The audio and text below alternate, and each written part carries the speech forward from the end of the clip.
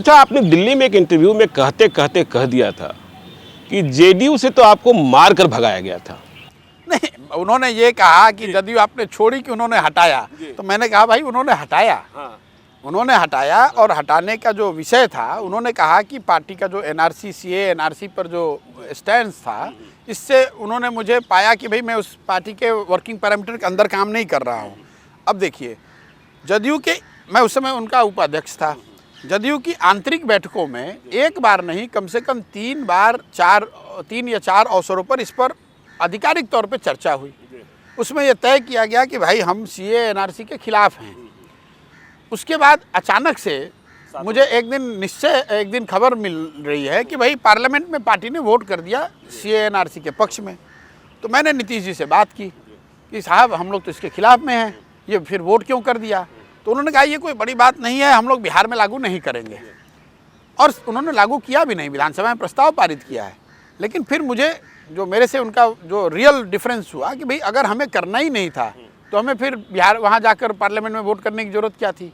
तो ये जो दोनों साइड को साधने का प्रयास है, मुझे लगता है उससे दिक्कत है। नीतीश जी भाजपा के साथ रहना चाहते हैं तो खुल के रहिए। मैंने ये पिछले प्रेस कॉन्फ्रेंस में भी कहा था, आप दोनों साइड नहीं साध सकते हैं। दोनों साथ नहीं। कि आप पार्लियामेंट में बीजेपी के साथ हो गए, स्टेट में कोई दूसरी बात कर रहे हैं, स्टेट में कुछ बात कह रहे हैं, पार्लियामेंट में कुछ कह रहे हैं। उससे क्या है कि राजनीतिक तौर पे लोग ये समझते नहीं कि भाई आप करना क्या चाहते हैं। और वो दिख रहा है, जदयू के परफॉर्मेंस में दिख रहा है।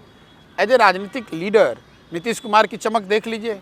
जब आपकी क्लैरिटी है, आपके एमपी एमएलए हो ना हो, लेकिन ये लोगों को पता है कि भाई आदमी जो कह रहा है वो ये कह रहा है, और ये इससे आप चाहे तो जुड़े, ना चाहे तो ना जुड़े। लेकिन अगर आप सबको साधते रहेंगे, संभव नहीं होगा कि भाई सीए एनआरसी को पार्टी में कह दिया नहीं करेंगे, पार्लियामेंट में सपोर्ट कर दिया, विधानसभा में उसके खिलाफ बोल दिए, तो इस कन्फ्यूजन से परेशानी थी मुझे। प्रशांत जी, देखिए, अब तो बिहार की जब पॉलिटिकल कबड्डी की हम बात करते हैं तो बिहार की राजनीति में जाति का बड़ा महत्व है।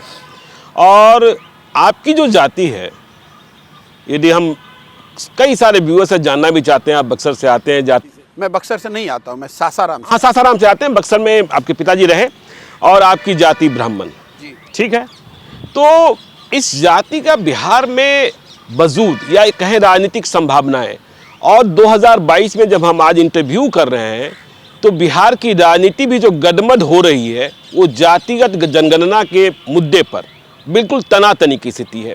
तो इस जो जाति का मैच है, इसमें प्रशांत किशोर कहाँ फिट बैठेंगे? देखिए, पहली बात तो आपको मैं बता दूं, जब हम बिहार से बाहर जाते हैं तो लोग बताते हैं कि बिहारी मतलब बेवकूफ़। ठीक है ना, बहुत बड़े स्तर पे भी जो लोग सफल हैं बिहार से, उनको आपको ये 2-4 होना पड़ता है।